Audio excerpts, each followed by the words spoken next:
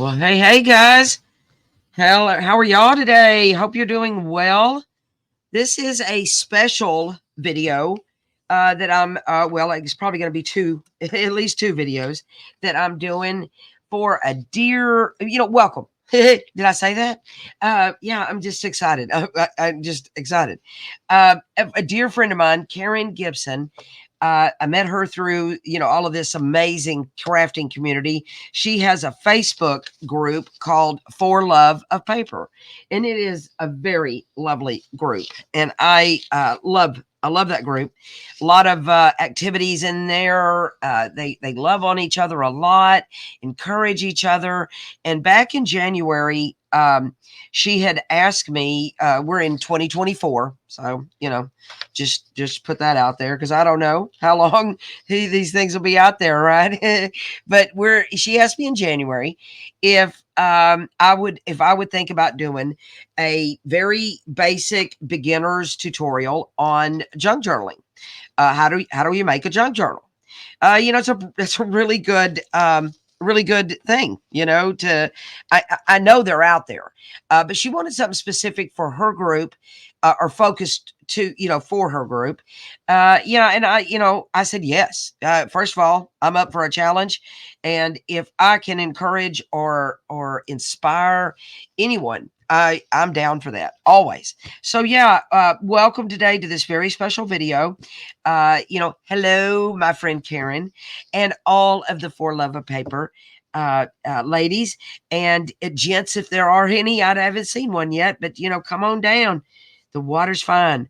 Yeah, yeah. So, and then I'm gonna put this on my channel. So I don't know who all will see this. It's open for everybody. But this is special request by Karen for her group. Yeah, little order of business. I did that. Told you the purpose of this. I'm going to be using the line dot arrow buzz into spring papers. And that also, this is, it's a collaboration kit from Nonstop Paper Crafts and Line Dot Arrow. So I'm going to put the links just in case. Now you can use any papers you want. Let me start out by saying to anyone that junk journaling, how to make the junk journal. You can make it with any papers you want. Anything I do here today is adaptable, and we'll talk about that as we go along. The easiest, with the first thing I thought of when she told me she wanted me to do this, was the journal in the bag. And I know that if you've seen any of my several of my videos, then you probably have seen me do the journal in the bag. I did it back in Christmas. I did it back in the summer. And then it was my first design team project for Line Dot Arrow. I love the journal in the bag. I love it. It's easy. For me, it's quick. Today, it's quick. It wasn't a quick project when I first started. It took me days. But if I'll just be quiet, we might get onto this. But it's just what it says it is. And that is using a paper sack. And the best paper sack to use for, to get your regular size papers, which is your 8.5 by 11 papers. And these are trimmed a little around the edges. Because when you print a page, a digital, there's going to usually be a white border, there. But this is trimmed a little bit. We may see that we need to trim it a little more. I don't think so, but we'll get into that. But it's all you need is this paper sack. And the best sack I like to use, and this was recommended to me by an old friend, Tabitha Haynes, and that is to get the giant, they're called giant paper sacks that you would find. They're like at the Walmart, at our Walmart, they're where the foil is, and like your Ziploc baggies and stuff. And they come in this craft color. But yeah, the dimensions on this sack is going to be about 12.5 inches tall by 6 inches wide. Sorry, I've had a cold this last week, but I'm pushing through. But so you got about a 12.5 inch sack. from top to bottom here, and you got around 6 inches. Sacks have a mind of their own. You can see this sack. I don't. It doesn't quite fold all the way to the side, but this is junk journaling. And what I was such a perfectionist when I first started, because I came with a foundation of scrapbooking, and everything had to be perfect. Oh, that was my feeling in scrapbooking. It really did. There wasn't this whimsical, accepting all things. If it wasn't perfect, I would scrap that whole entire page and start over. How annoying that was. I'm gonna be honest with you. And when I found junk journaling, and it was so inviting and so forgiving and so accepting. I caught down, check every box. There is not a craft that I've ever done, and I've done a lot of crafts. I won't go down the list. I'm sure if you ladies have been like me, you have done a little bit of everything, right? Toll painting, wreath making, everything. No craft I've ever done brings me the fulfillment that junk journaling does. But that's my sermon on that. So you need 2 of these sacks. So you're going to get 2 of these giant, or if you're going to you just adapt if you don't have the giant sacks or can't get them, then just use the regular sack and adapt your pages. Okay. And when we get to the journal part, you'll see why. So you're going to need 1 sack. Well, you don't need 1 sack. I'm going to use 2 sacks. 1 sack, we're folding this up. This is going to form a pocket, and my journal is going inside here. That's why I call it, obviously, journal in a bag. But you can skip the whole bag part, and you'll only need 1 sack. Okay. And what you're going to do with the sack that is your journal, which is what we're here for today, we'll do the bag part in the next video. But what you're going to do for the journal part is you're going to put this on your cutter, either your trimmer or you take your scissors, and you're going to cut this part off. This part goes. Oops. And this is what you're left with. But don't throw this away, because you can use this in other projects, and I'll show you how in another video. But this ain't the day. Oh my goodness, Stacy. I shouldn't say ain't. What is wrong with me? Okay, so I'm putting my bag part away, and what I'm left with is this. This is the sack that you're left with, like this. And because we've cut off the bottom. And what you're going to do is you're going to just open it up to where it's bigger, like this. As you can see, I've already inked around it. Inking is a choice. I ink, and I ink a lot. I like inking. I like things to be grungy. I like things to be shabby. Here's a little word cluster I did. I like things to be just junk journaly looking. I want it to just sing that it was made with scraps, or that I took some junk and I made it. But I love working with digitals. I'll be honest with you. Not everybody likes digitals, but there is some pretty paper out there, and book pages are exquisite. Okay. So you can work with any paper at all. You don't have to work with digitals. I happen to be working with digitals today, but I'm going to tell you at each step how you can use any paper to do this. The other thing that you don't have to do, but I choose to do, and that's sewing. But when I first started junk journaling, I didn't sew. First of all, I don't know how. I didn't know how. Second of all, I didn't have a sewing machine. So, but as I evolved, a friend gifted me one, and I learned on that little sewing machine to where I wanted to branch out and get my own, and with more stitches and more capabilities. And now you can't stop me from sewing. So, but you can always faux stitch if you like the stitching look. But yeah, there you go. I digress. Okay. We have the sack here that we have spread out from that original shape that it has when you cut that part off. We're gonna take it like this. I like to have the little the little sacky. That's what I call it. The little sack part. I usually like to leave it to the inside. That's just me. I you know, I used to ask my grandmother why she cut her ham in half, and she said because her pan was too small. And but she at first cut it in half because her grandmother did. So but her it turned out that it wasn't a have to thing. You see what I'm saying? It just was a matter of just what she did. Okay, we're gonna fold this in half like so. I use a bone folder, but if you don't have a bone folder, use your scissors like this. You don't have to have a bone. You don't have to have all these fancy tools. A paper trimmer is pretty good thing to have. But the first paper trimmer I had cost $8.99. So yeah, you don't have to spend a lot of money on tools. When you especially, well, forever, but especially when you're starting out. Okay, so this is going to be my outside. This will be my inside, and I know that because I like that thumb hole part to be there. I'm going to cover the outside first, and I've got all these layers of paper here that I have picked out to use. There was a lot of pretty papers in this digital, but let's say, for instance, you wanted to cover this with book pages. How pretty would that be? And then you can embellish that and put your decorations on it. Gorgeous. You can embellish this with scrapbook paper.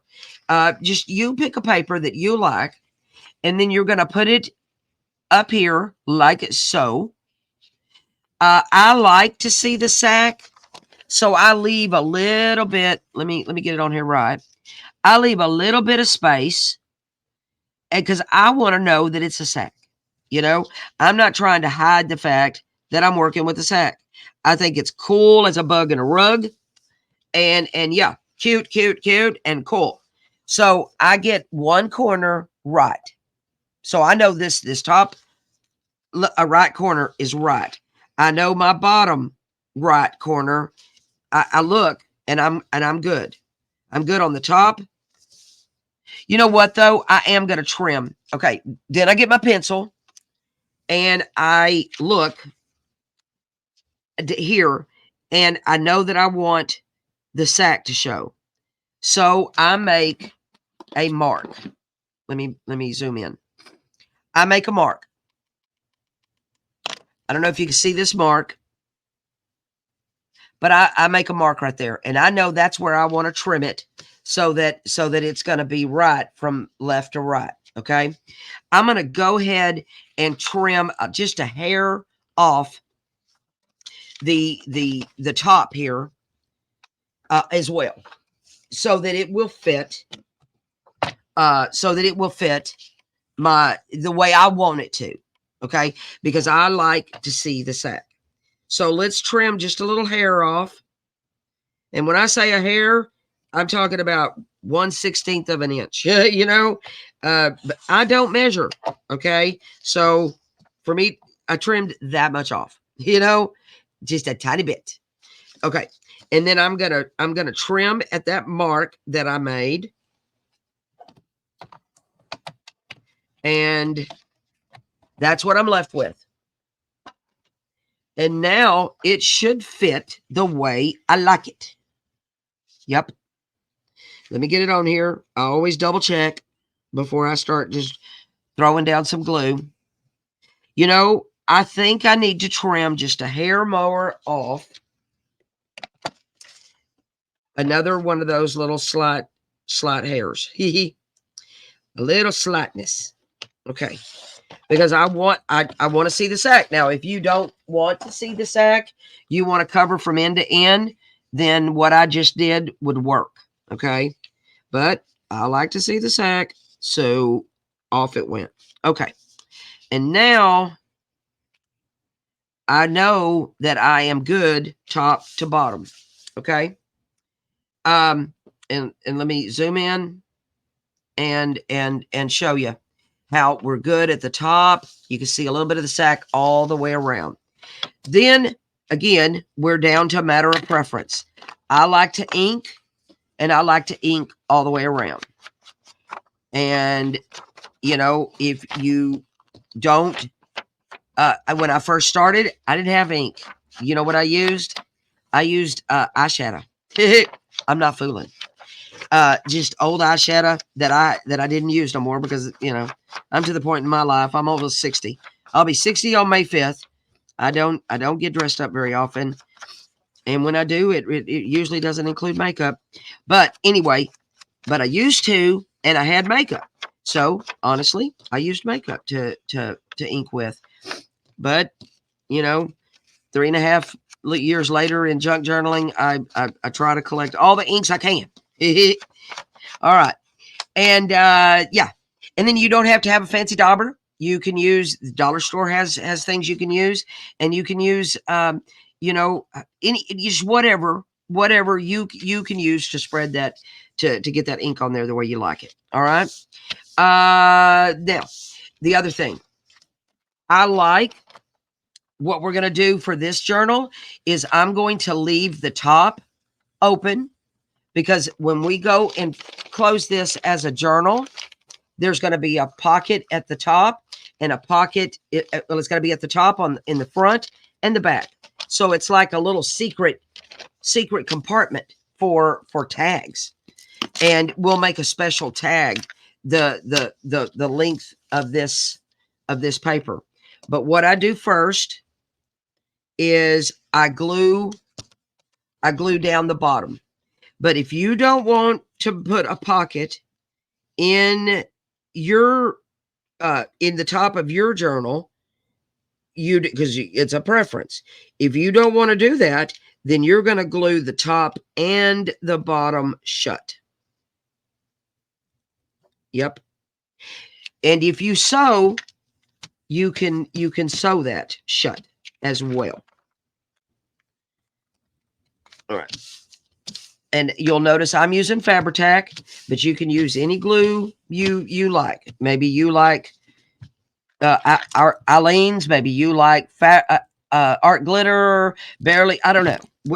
You know, a glue stick would work in this respect. I will say a glue stick for the cover. Glue stick tends to make things curl, so I don't like to use a glue stick on a cover like that. But the added bonus to Fabri-Tac is it does allow me the clearance to move my paper around. It doesn't dry instantly. It dries quick, but it doesn't dry instantly. 3-in-1 is the same way. It won't dry instantly, and but it does dry quick. So you don't have all day, but you do have a little bit of time to move it around.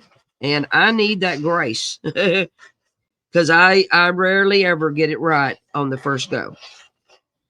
And you know, I'm not the best crafter, Al. I'm far from it.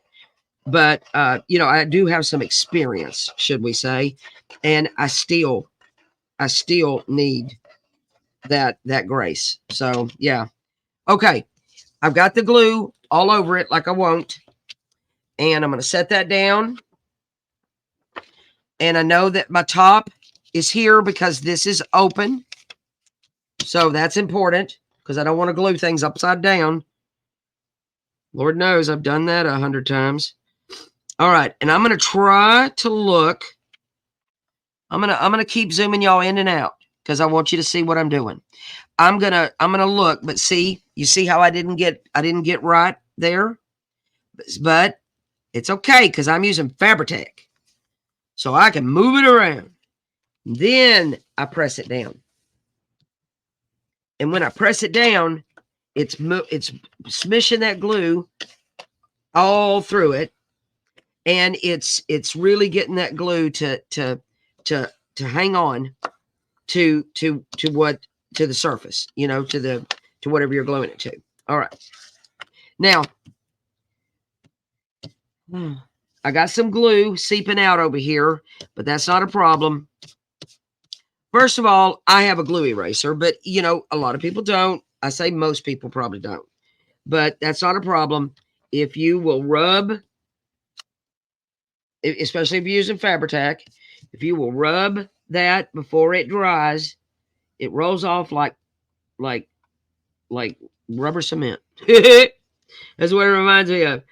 When I was in school, I used to cover my whole desk with rubber cement. Of course, kids don't know what rubber cement is these days. I just told you I'll be 60 on May 5th. So, you know, anyway. All right. Again, I digress. Okay. There, my front is a done deal. I'm going to go ahead and cover my inside too, but I want to strengthen my spine. Okay. And the reason I want to do that is because I'm going to be sewing a signature in here, what we call a signature, and it's the pages in my book. Let me go ahead and fold this again. I've got my crease right there, and I'm going to fold this again.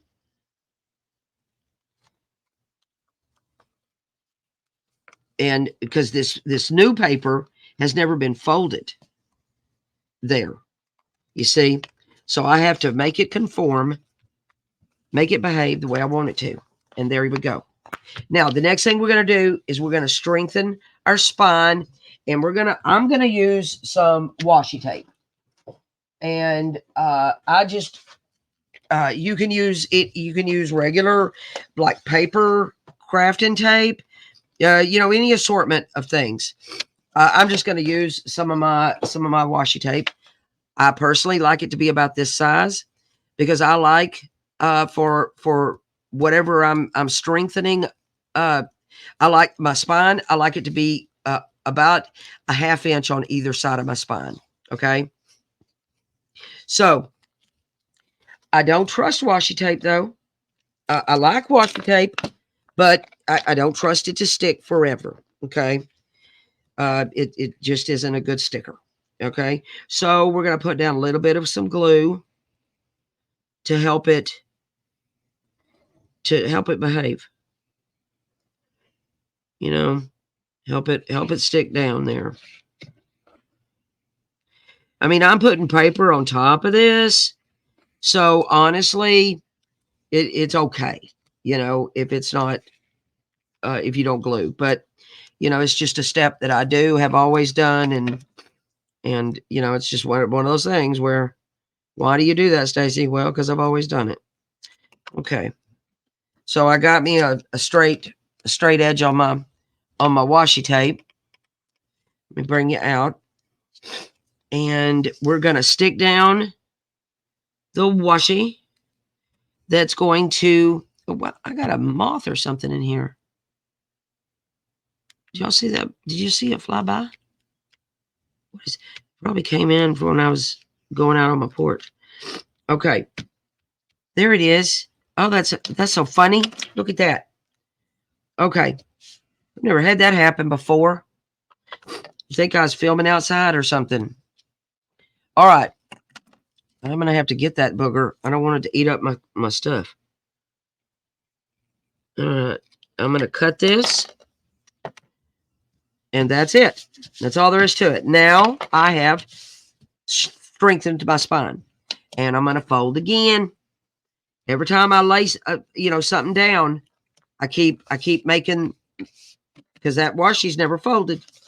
So we're gonna fold it and make it behave. All right. The next thing we're gonna do is we're going to choose a paper for the inside. And I have a plethora of papers in this digital.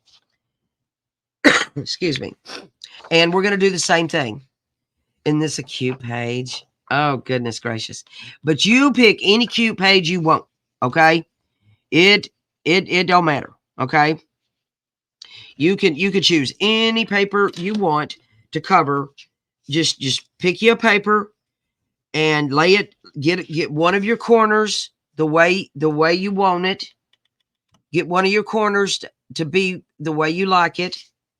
And then you can come over here and you could come over here and mark it where you're going to cut it. I don't know if you can see that mark I did, but that's where we're going to cut it. Right there where that mark is. All right. And I already know from the last one, backing you up, I already know from the last one that I want to cut off a little bit at the top or the bottom too. Okay. You can make your choice. Maybe your particular paper, you'd rather cut the bottom, or maybe you'd rather cut the top, you know, because I'm looking at mine and it's just not going to matter. You know, I got some clearance here and I got some clearance here. I think I'll go ahead and just trim the top like I did the last time. And it's always best to trim little and then have to trim again as opposed to trimming it too short. Does that make sense? You can always take away, or you can always take some away, but you can't add to paper, you know. Once you do it, you're done. Okay, I'm going to have to trim a little more off the left.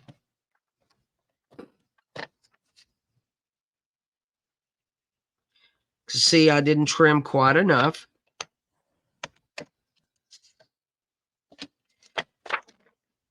But this is easy breezy, beautiful cover, girl. I'm telling you. This is an easy journal to make, guys. Now, I'm going to see a little bit of this washi here, but it's vintage, and I'm not upset about that myself. Personally, I'm not upset about that. But I might do a little something there. I don't know. We might talk about something in the center in a minute. What I'm going to do right now is I'm going to ink this, and you know, there's no point in watching me ink. You did already, and who wants to watch that? I'm going to ink this, and I'll be right back. Okay, I'm back. Now, while I was gone, I went ahead and glued down the paper because, you know, y'all saw me glue down the paper on the front. So, you know, what I decided though, let me show you, is I decided to go ahead and move this paper up because when push comes to shove, I didn't like I don't mind it a little bit, but there was too much showing. And I'm putting pockets on the inside of my covers anyway. So it don't matter if this is showing that much, because there's going to be a pocket here. It's going to cover it up. So yeah, I made that executive decision while I was working, or while I was gluing. All right, we're doing that again where we're making the paper behave. And yeah, and that's where we're at. So I use these little clips. You can use chip clips. You can use whatever you want, whatever you have. You can use paper clips, you know. But what I do at this point, because see, it's wanting to just do this little number, because it's got the sack folded, it's got 2 pieces of paper on it, and it's got the washi. So it doesn't want, you know, it's not used to that, you know. We have to teach this paper basically to behave, you know. That's the way I kind of always look at it. So I have these little quilt clips, but you don't have to have these. When I first started, I used paper clips. I also used chip clips. You know, I just went and raided my kitchen and used those. Bulldog clips, whatever you got, you know. But I do that, and I let it sit for a little while because I've got other things to do. What are my other things? My other thing is my signature. It's what we call a signature, and that's your pages in your journal. Each journal can have a 1, 2. I've seen, I don't even know. I've seen in the groups, I've seen up to 5 or 6 signatures. I've only made up to a 3 signature before myself. But each signature is going to have a collection of papers, kind of like this. And you know, there'll be pretty papers, there'll be book pages. I'm very fortunate to have a Etsy shop with my sister, and yeah, I have a lot of book pages. We have some really cool stuff in our shop. If you don't know about TwoSisterJam, I invite you to check that out. There's going to be a special code just for the For Love of Paper people to shop there, only if you want to. But some cool things there if you're interested. Anyway, there is I got a book page. I have some coffee or tea dyed paper that I think I bought this from Tanya Picotti, and then some pretty paper, and then here's a ledger page that I got out of my shop. I love ledger pages, and all I did is I folded this. The ledger page is really long. It is 14 inches long. Okay, so I folded it like this, and then I could cut that off. I could cut this part off, but why? I'll just fold it in and make it a flip, what they call a flip. So yeah, so when I'm flipping through my book, boom, I got an extra writing spot or decorating spot. Here's another pretty page, a cool book page, and you're gonna see on vintage book pages they're gonna tear. And I take strips. I keep these hanging around, strips of book page that I tear, and then I ink them.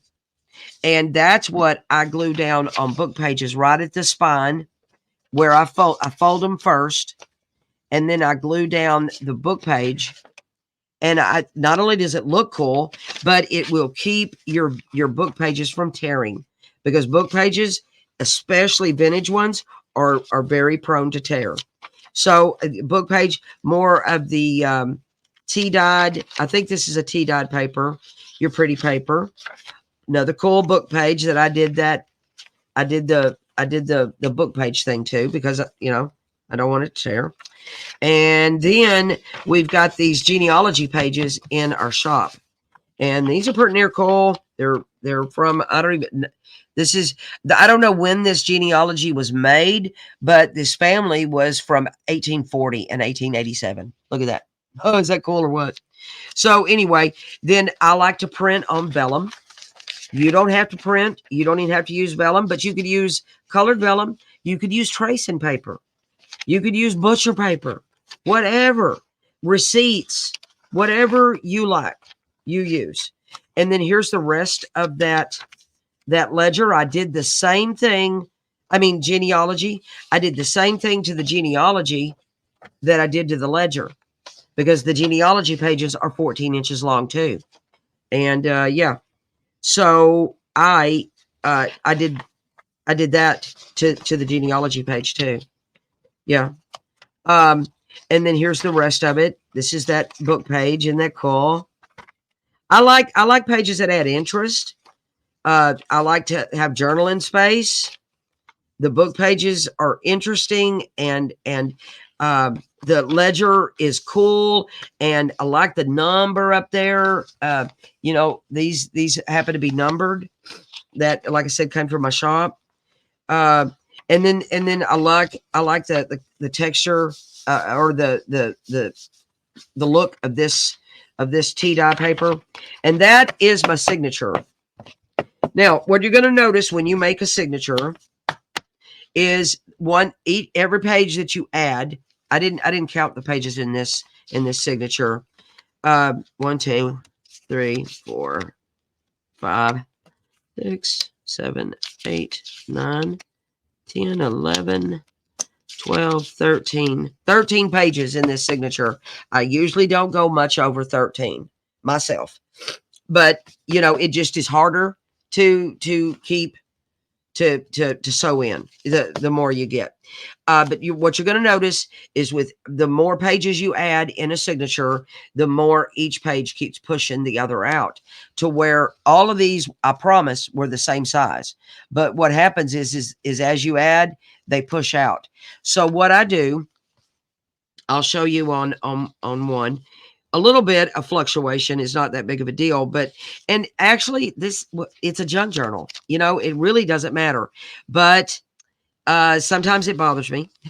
So what I do is I start at the place that it starts bulging out, and it's usually the very last. Yeah, It's the very last few pages. And I get my my paper trimmer. I like to use my little mini guillotine that my son gave me. And I'm going to go ahead and just trim off a little hair.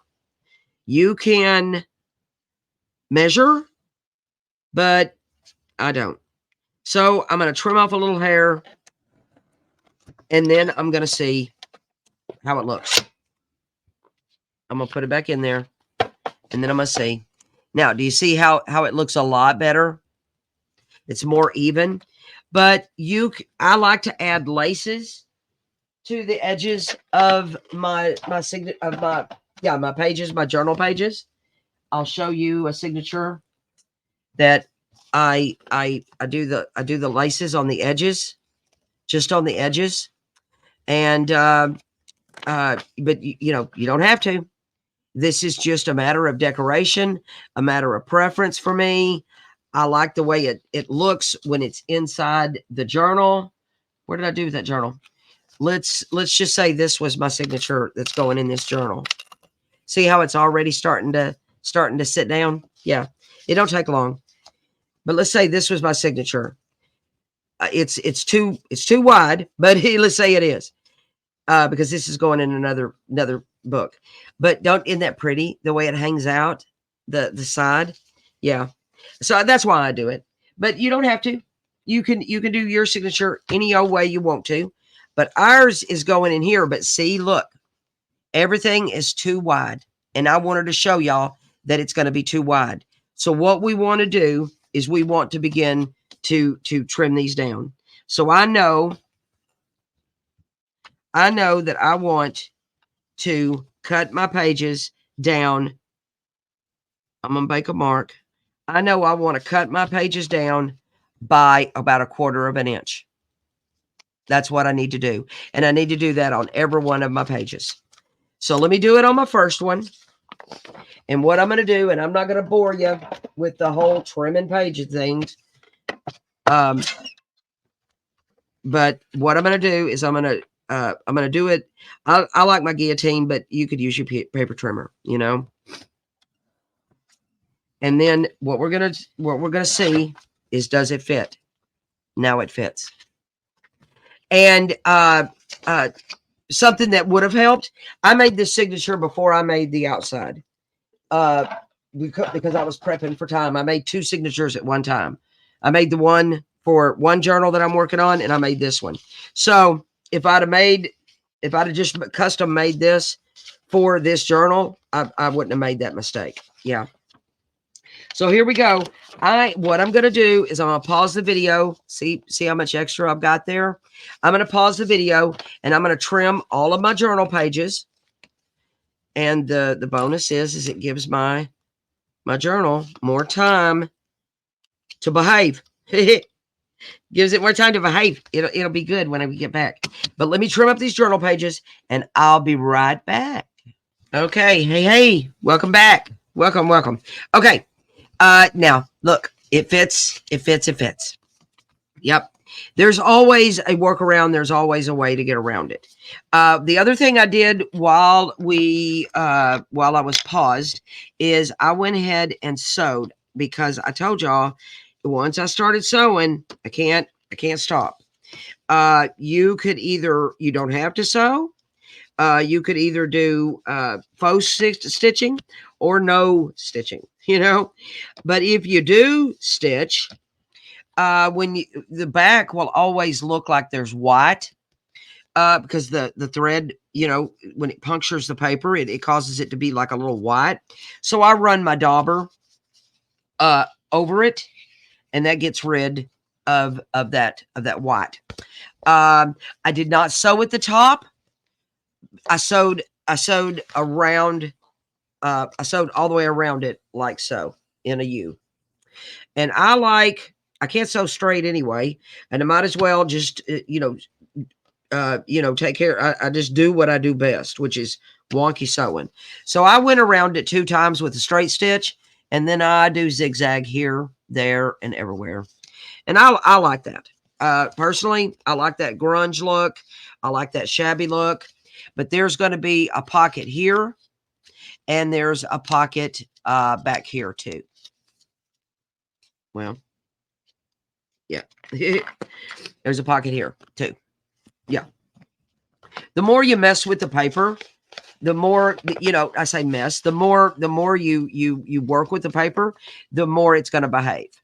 It's going to do what you ask it to do, you know. But if you did not want the pocket at the top up there, then you would either glue that shut or you would sew it shut. Yeah.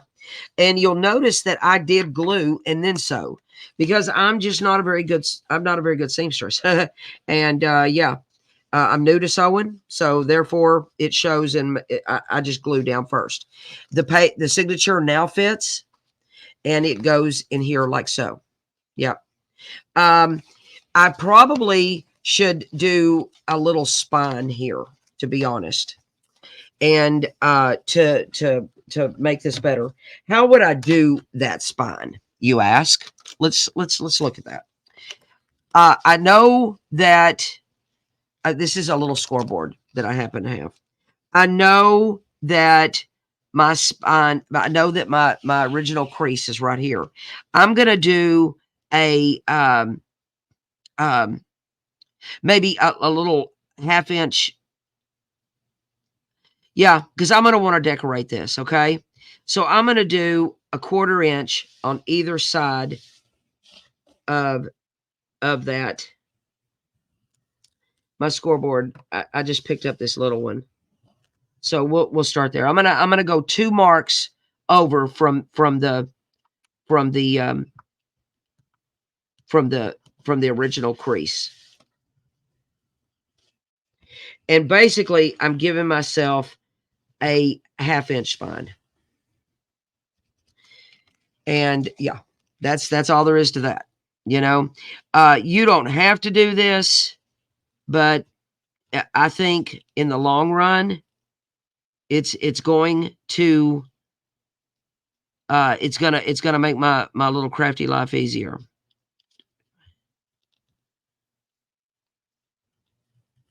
Okay, so now you can see those little crease marks, and I'm gonna fold this again. We're gonna make this paper behave. Now it's trying to tear on me, but that's not a problem, because my plan is to I have a solution for my I had a plan for my spine anyway. So okay, here we go. Now it's still folding straight, but I've got a little give in my spine. That I could have kept it that way, but I'm trying to give myself a little bit of a spine there. If you don't have a scoreboard, all you do is take your ruler and take a stylus, or take your bone folder, or you know, something that will help you, the end of a pencil without the lead, you know, any number of those things will work. So yeah, so now I've got that, and it's going to set better. It's not going to be such what they call gator mouth. All right, the thing we want to do now is sew in our signature, and that is very, very easy. Let me get my supplies for that. Wax thread is best. Your needles and your pokey tool, and then I use these clips. The what do you call those things? The quilt clips. I use those. You can use, again, the chip clips, whatever you choose to help secure down things. First, you want to make sure that all of the pages in your signature are in the right spot. You want to make sure your pages are facing the right direction. I have sewn a signature where my page was upside down halfway through the book. So I always do a final flip through, making sure that I'm where I want to be. Yeah, all my pages are right. So I get them good and secured down. I clip these, clip them so they don't move around, because I don't need them moving around. And I'm going to use my big paper clips because honestly, they work better for me. I happen to have these 4-inch paper clips, but I acquired these. I used to use big bulldog clips or chip clips, but I get my signature right where I want it. And I'm going to want to give myself about a 1/2 inch at the top and 1/2 inch at the bottom clearance. And when I have it right where I want it, I clip it down. I do that on the top and the bottom. A lot of times you don't have to. You don't have to do top and bottom, but I don't want this sucker to move on me, because nothing's worse than poking your holes and it moving on you. Okay, so now this signature is going nowhere. The next thing I do is you'll need your pokey tool. You'll want to take your wax thread. Wax thread is best, but you can use embroidery. Wax thread is the best because you can get one of these bookbinding sets from Amazon for like $10. And it comes with the pokey tool, it comes with the needles, and it comes with about 3 or 4 kinds of thread, colors of thread. But you want to go 3 times. So that's 1, 2, 3. I do a lot. I give myself a lot of clearance. First, sometimes I like to add dangles to my spine, and I always give myself that option. But if you're, want to be frugal with your wax thread, then you'll want to just you do 3 times the length of the actual book, the actual signature. But I give myself a lot of, you saw how I went beyond the signature. That's because I like to have options. I want the option to have dangles. Then you're going to take your pokey tool, and I use my what do you call this thing? My board. This is my glass mat, and I just kind of center my my signature between 2 marks, and I find the center here. So I got 1, 2, 3, 4, 5, 6, 7, 8. There's, if I go to 1, 2, 3, 4, right there should be about my center right there. And it is.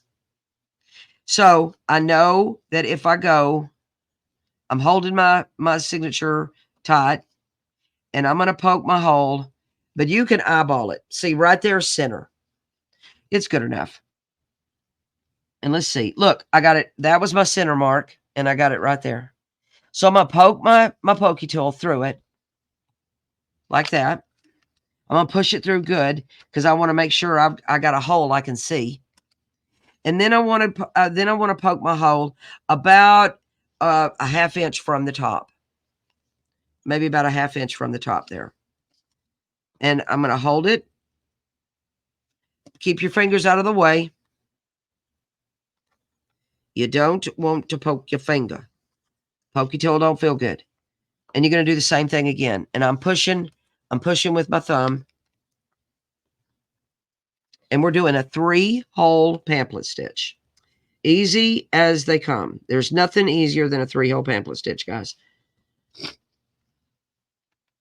The first time I did this, I really thought my heart was going to stop. I really did. Okay, but it's so easy. We're going to go in. If you want your thread to end up in the inside, you're going to go in the inside hole. You're going to come out here. You're going to pull your string till you've got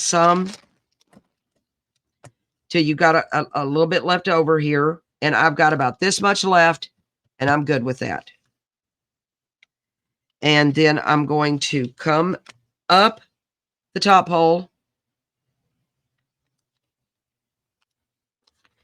and I'm going to go in. So now I'm going like this, and I'm holding my string right here in one hand. And I'm going to pull kind of tight. And then I'm going to skip the middle hole, and I'm going to go in the bottom hole. I've skipped the middle, and I'm going out. There we go. I'll go out the bottom hole there. Grab your needle, Stacy, now. Okay. And still holding my thread here. I'm pulling. Then we want to go back in the middle hole, like so. And the reason you want to hold your string is so that you don't do what they call split your stitch. You want one part of the string to be on one side of your middle. Let me go in. Oh, you want one part of your string to be, this is your binding. You want one part of the string, one half of your string to be on one side and one to be on the other of this middle string. I'm gonna take my needle off now. And then we're gonna pull. And before we tie a knot, we're gonna look if we're tight. I could pull some more. Now we're gonna tie a knot. We're gonna do a square knot. We do the left over the right knot. And then we're gonna do right over the left knot. Boom. You just did a 3-hole pamphlet stitch. And it's that easy. And see how much string I have left over? Now I've got options to add dangles. Now, or you could tie a cute little bow. Let me back up. Or you could tie a cute little bow, which is what I'm going to do to get the string out of my way. Because until I need my options, I need it out of my way. Yep. I do anyway. Okay. So yeah, this is cute. I already love this thing. Okay. The other thing you will do, and that is it. That's the bones of your journal. You just made a junk journal. Then you decorate. And decorating is a matter of personal thing. Maybe you want to decorate with laces. Maybe you want to decorate with, more book pages, or more pretty paper. Maybe you've got ephemera. Look, I'm just looking at some stuff in my drawers. Maybe you got tickets. Maybe you've got, I don't know you got doilies.